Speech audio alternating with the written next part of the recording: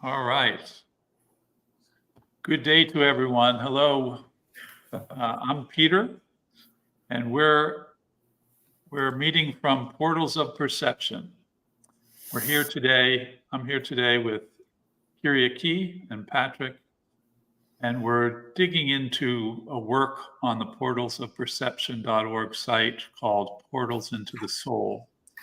And there's a lot of things we can talk about our soul, but today we wanted to talk about soul orchestration and what is it? What does that mean? We have so many aspects in our systems. We have our blood, our brain, our nerves, our bones, our intuition, our instincts, have all these things working constantly. But who is orchestrating it all? Is it our soul? And we think maybe we're going to get into the idea that yes, it is our soul that actually helps all these systems work together to move us forward on our journey in the best way possible for us. So welcome Kyriaki and Patrick to Portals Live today. Hi, Peter. Hi, Patrick. Good to be with you. Yeah, good morning. Really enjoying the conversation. And if anyone joins us, it would be great if they can say hi or drop in an insight, an inquiry. We'll be happy to respond. Yeah, just put it in the comment section and we'll try to work it into our conversation. And I think, I was just going to add real quick where we're from, because I'm in the Seattle area, a little bit north of Seattle, and Peter's way off in Tennessee, and Kyriaki is way over there in Greece. And why I simply enjoy these conversations is because you are two people that I would never in a million years actually meet.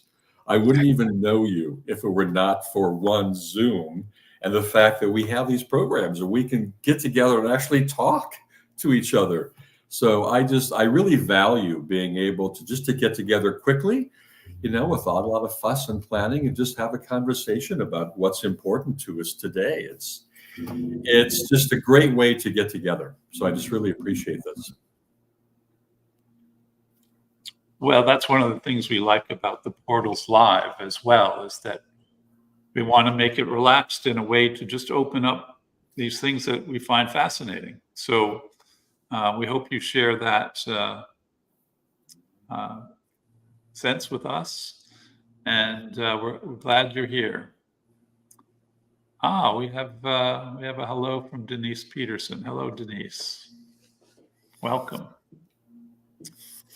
Okay, so today we wanted to work on a specific quote. So to help get people aligned to what we're thinking about, we're going to bring up on screen a quote from the work Portals into the Soul. It's from chapter 1. And so we'll introduce that and then we'll open the conversation. Do you want me to go ahead and read this? Please. Okay. So the quote is, "We use the word orchestration in Portals into the Soul to convey the bringing together of many parts into a coordinated actuation of the whole. Consider that soul orchestration is an ongoing, emergent conversation of all parts of you with all parts. As the human system seeks to respond to a need arising from within and in the environment." Yeah, that's great. Let me just put that back there for a second.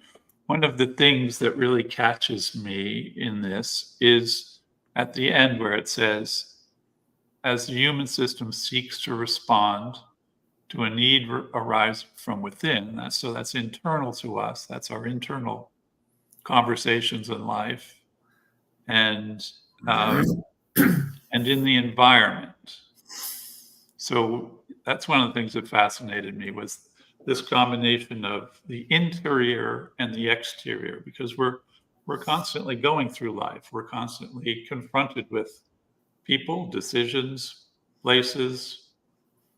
Do we turn? Do we do we keep going? Do we stop? All these things. And so this balance, because we do calculations. One of the things in portals, in one of the lives of the soul is about survival. And Aviv in the chapter says, even crossing a street,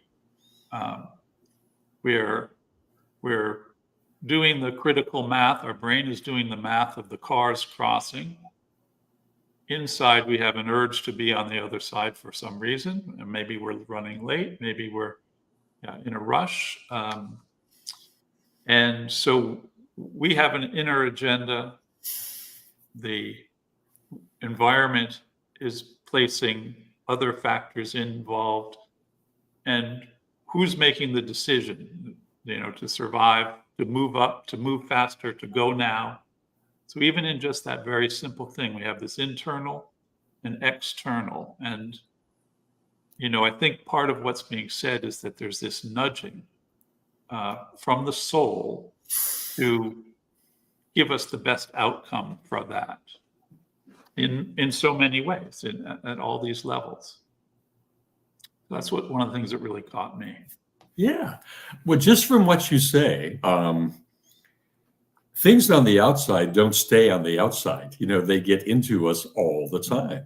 And it's like there's this exchange going on back and forth. So I can sit here at my table and I look out and I see green trees. It's springtime here in Pacific Northwest. Flowers are budding, hummingbirds are everywhere. And it brings me great joy. It brings me a certain kind of relaxation and just pleasure to sit in my dining room in the morning, have a cup of coffee, and just take in the nature around me. And that brings a certain calm. And sometimes it's like when I wake up in the morning or different times of the day, I feel that urge. I need that sense of calm that just being with nature can bring me. And so I feel a nudge like, man, I've got to get outside. This is you're online with something, you're watching, you're taking in media, you feel tense, you feel stressed, you're busy. How do you relax?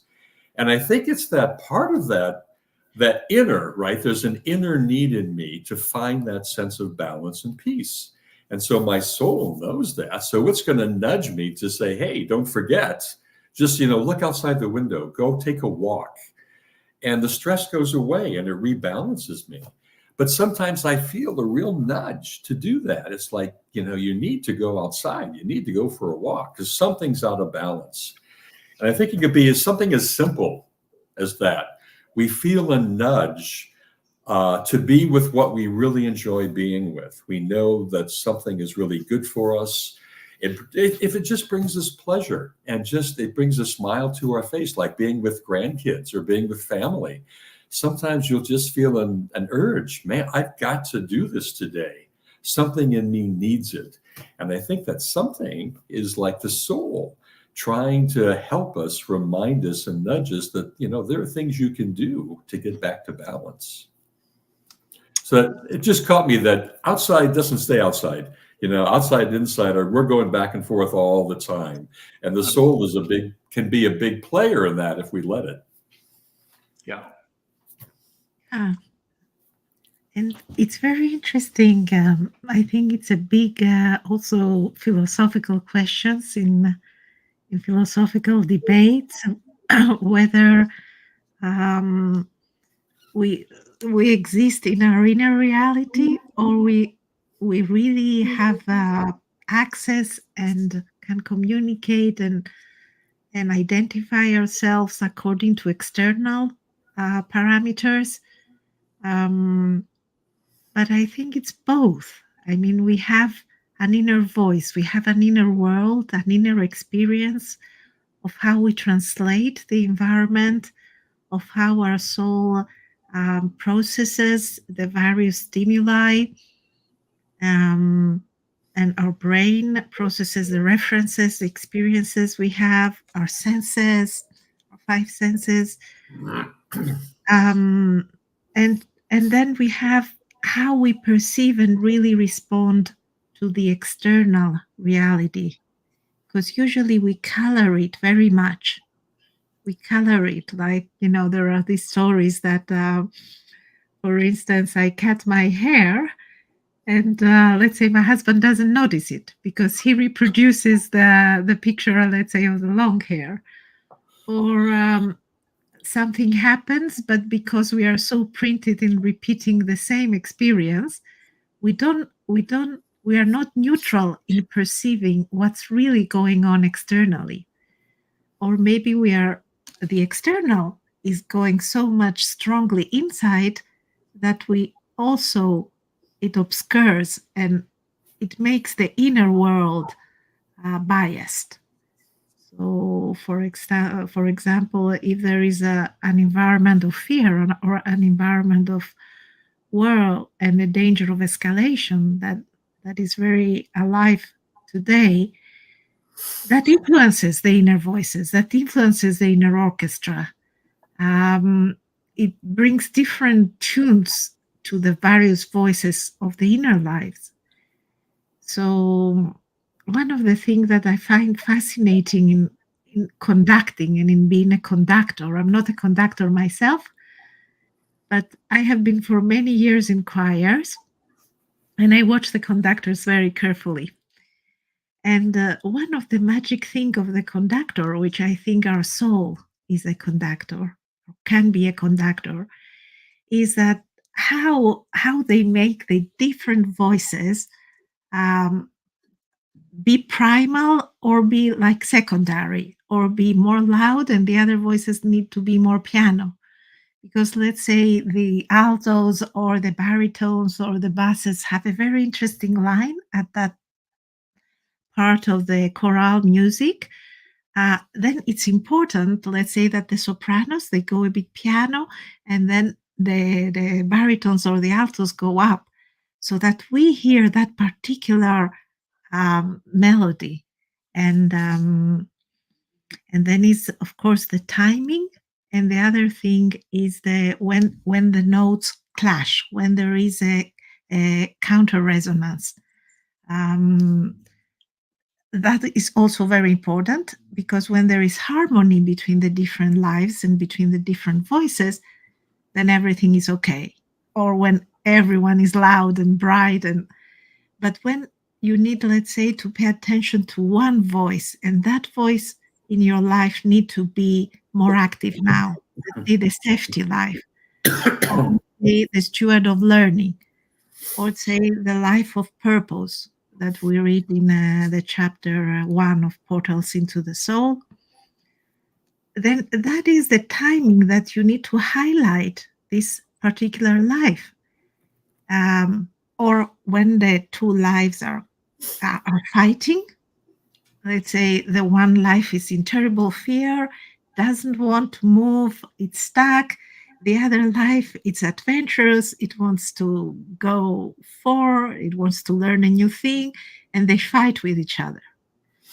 Then I think it's the importance to build the ability of conducting of the soul, to grow this higher consciousness and intelligence that will conduct, like a choir master will conduct and will say, now it's not your time, please go a bit quieter now, and let's hear the steward of learning, or let's hear the guardian of purpose at this particular moment. Or if you are in a dangerous situation, obviously the guardian of life needs to be upfront, full blast, and the other voices may need to go more in the background. And the same with the inner and the outer. I mean, we listen to our own voice completely different than anyone else. The inner listening of our voice, the sound, the color, it's very different. That's why when we record our voice, it sounds very strange. But the important is, when you're a singer or you're a speaker, is to learn to listen to your inner voice, but not be kind of obsessed with it, or kind of has a narcissism with your own voice, but to really learn to also project out, to also consider the way the sound waves travel to the environment, the way they hit the walls and come back to you, the way they go into the audience, the number of the audience. And this is very much involving the third eye, interestingly enough, and these upper sound boxes in the upper cheeks. But what I'm saying, it's an analogy that there is an inner voice that is playing, but it's very important also to learn to project out, to communicate, and to see, to get feedback, to get the feedback from your environment.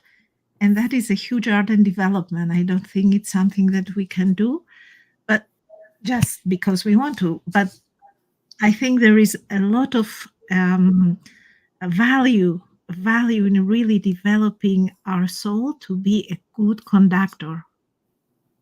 Yeah. It reminds me that when I was thinking about this question, we use our brain so much. We trust our brain. We listen to our brain. We let it dominate most things.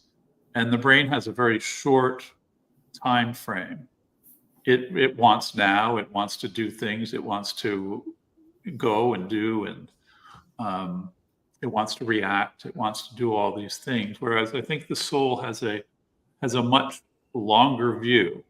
It's taking a longer view about, well, how does this fit in? How does this thing that the brain is saying we should really do right now, how does it fit in with our longer term plans?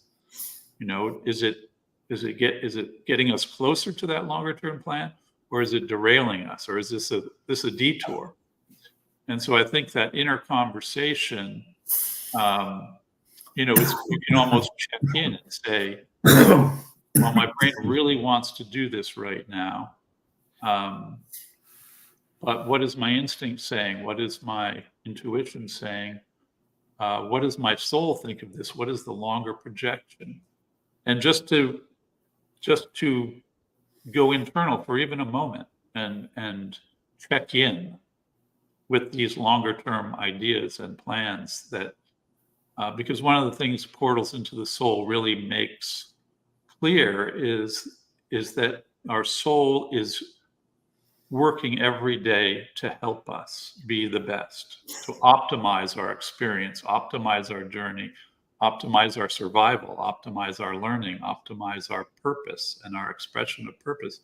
So if we check in with the soul internally as we relate to our environment and the decisions and the needs of what we're facing, it really can be an important guide, and to help us find that way forward, the best way, without finding, okay, we took a detour, now we got to get back on track. We can avoid some of those pitfalls if we create this inner dialogue about it with our soul, I think.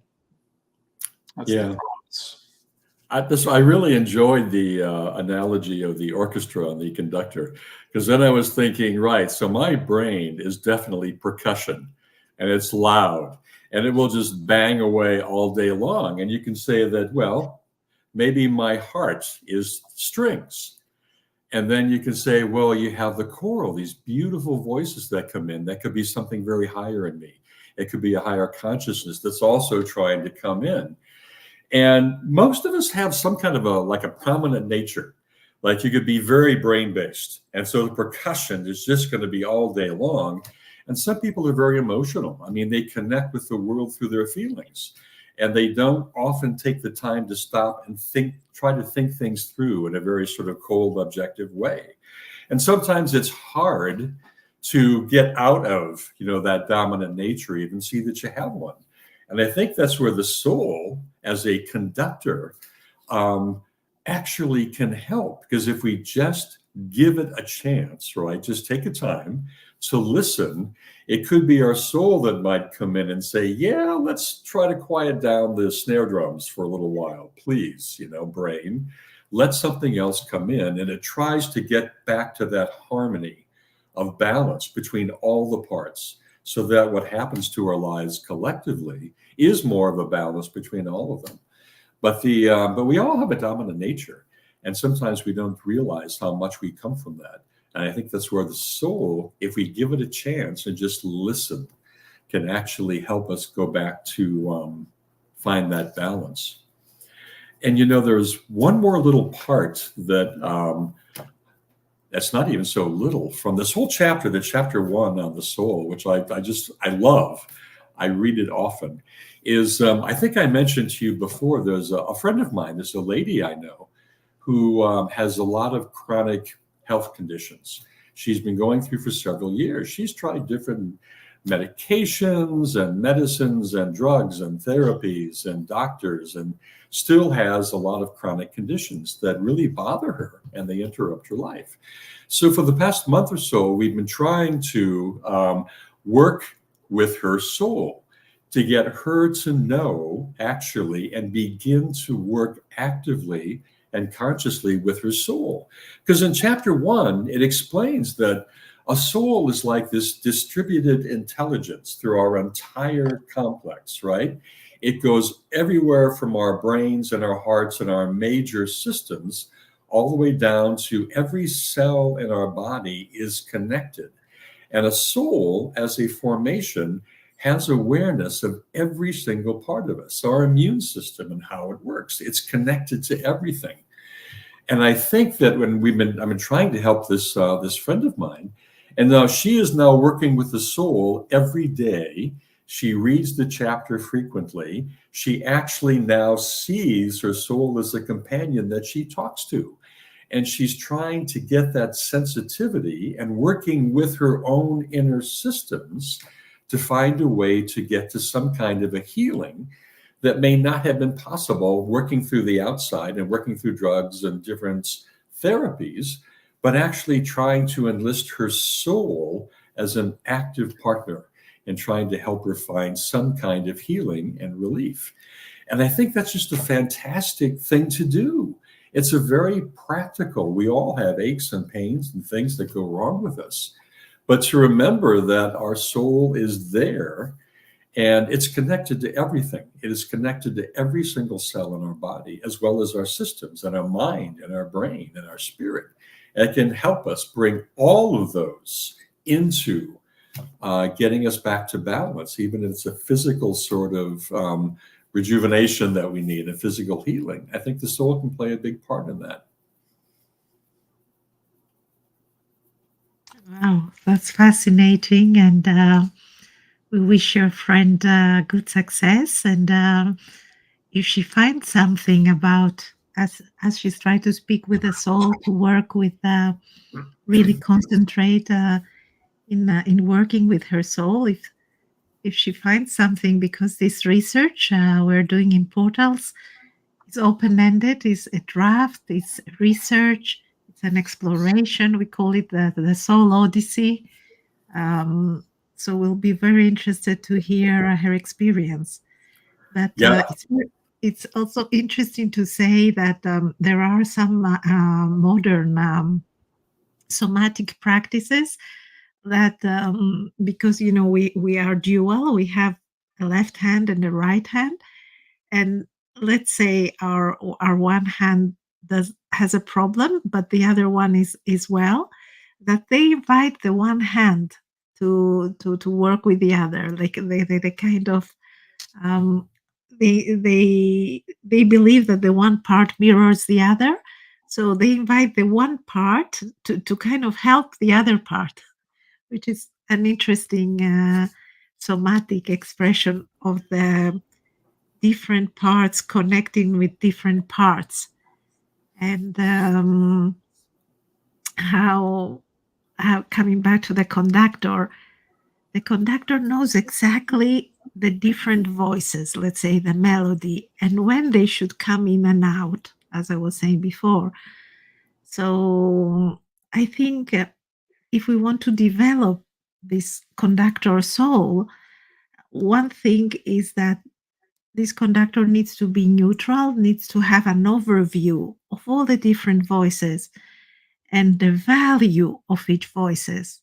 So let's say the conductor is not that he only likes the sopranos or he only likes the basses, but he sees the beauty, the value, and the functionality and the importance of each voice in the orchestral or in the choral piece. So I think a neutral conductor soul that has a good overview and that we can maybe develop and refine is one that knows our different voices. You know, the child in us, the father and the mother in us, the various teachers or idols we had, or people we admire, or our teacher's voice, the voice of reason, the voice of the feeling life, the voice of compassion, the voice of courage, the voice of fear, the voice of shame, the voice of hurt, the voice of our wise ancestor, or our wise self. Many different voices. Each one has different. Also, the voice of our profession. Obviously, you cannot go into a meeting, let's say, with lawyers or with colleagues in a professional environment and speak with your child voice. It's not a good time, let's say, unless there is a reason, of course. But or let's say to go and speak in a romantic environment and have the Amazon in you, I will kill everyone. so there are different roles that different timings that the different voices need to be upfront. And the good conductor is to know the timing, the function of the potency, and how much the volume, the dosage. So it might be that we need, let's say, something to sweeten, something to melt, something to a little bit of the emotion. But if we get it too much, then it might drag us down also into becoming very melodramatic and very emotional. So also the dosage, the timing, and the functionality of the different parts, the more we come into contact with our own self, knowing ourselves. And then as Peter was saying, also being neutral enough to detect the environment. So maybe we can develop the watcher, the listener, so that we are truly neutral, not to bias and color the environment, but to see what the circumstance asks for. So what this situation, what this relationship, what this circumstance, which life it calls for.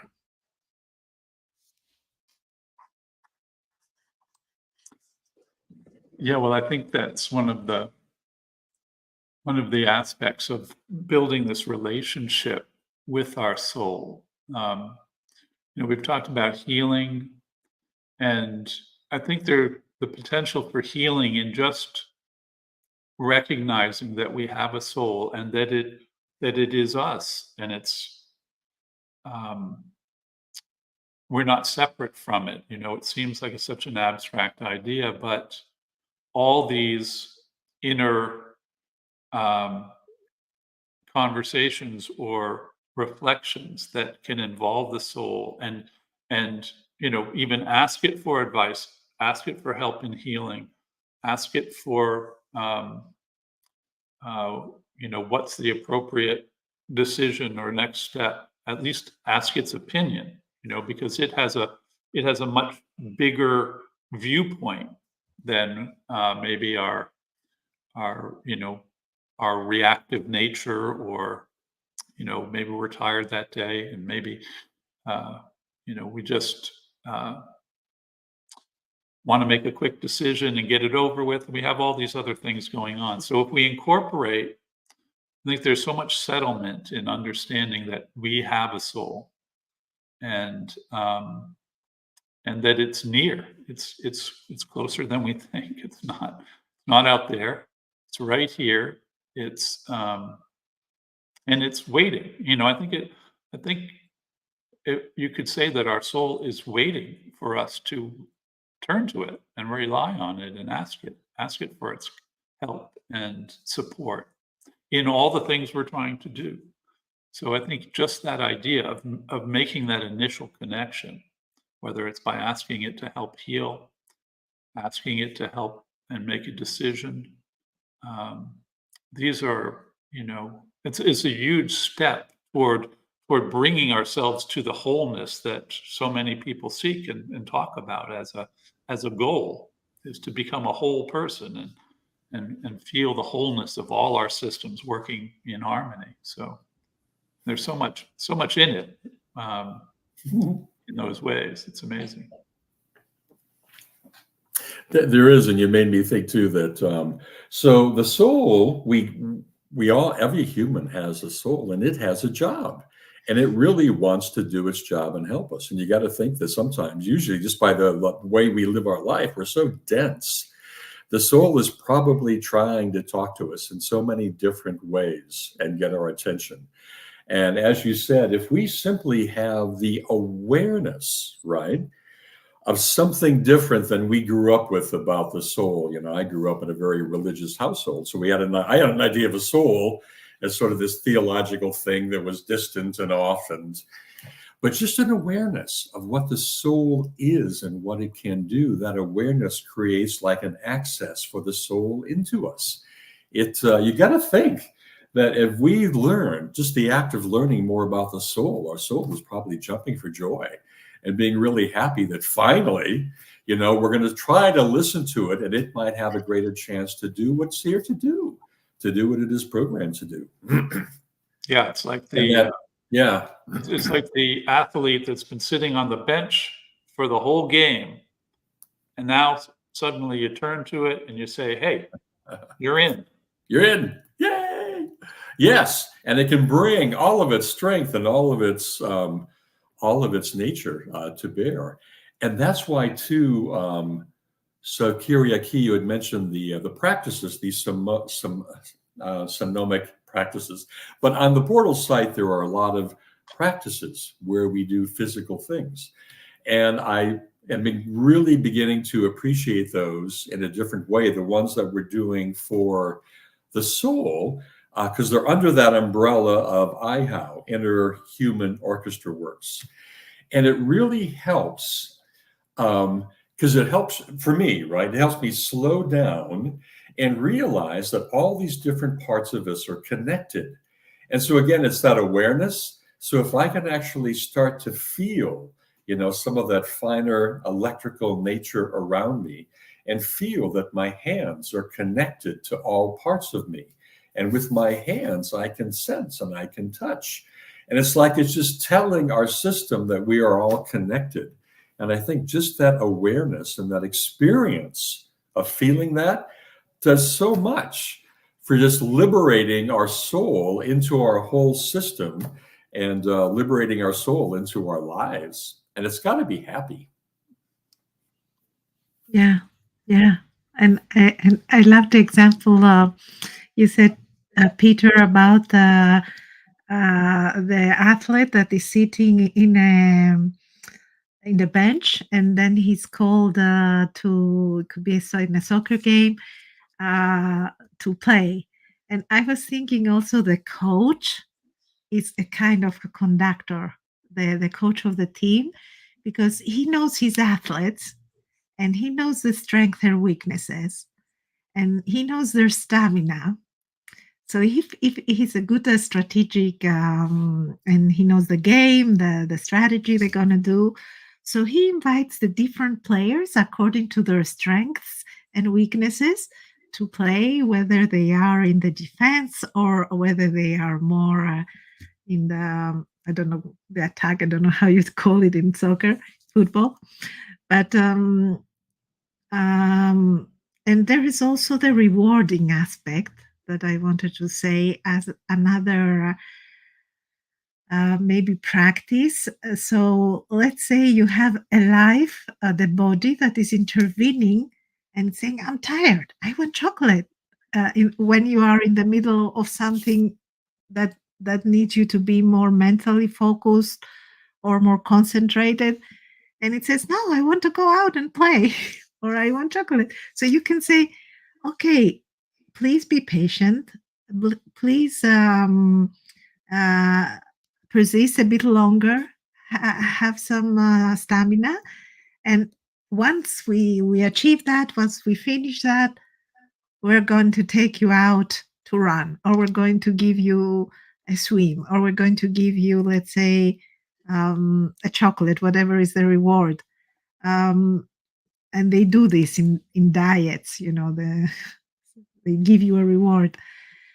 But I think this is important, to reward the different lives, and in training them to be patient, or to not interfere when they shouldn't interfere, is to also give them something for later, and then do reward them, a bit like a children. But I think it's an effective practice.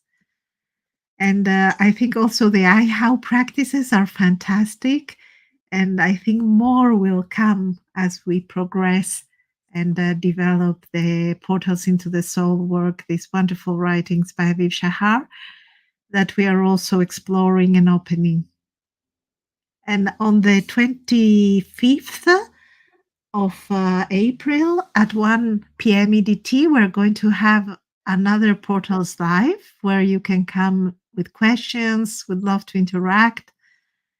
And on the 1st of June, we'll have our second Portals event, also with Aviv Shahar and the Portals team. And that will have longer duration, probably 2 to 3 hours. And it will also include a lot of how practices. And we are going to open up then chapter 2, which is an amazing writing about the ghost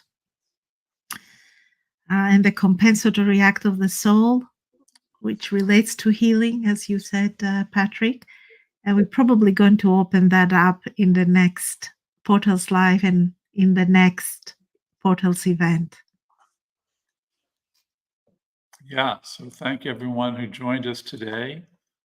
The website again is portalsofperception.org. The Portals into the Soul project is unfolding there. We've published the preamble and the first chapter, and we have the second chapter going live on the site next week. So we invite you all to visit that and have a read, or it's available also on the YouTube channel, where you can hear a narrated version with visuals.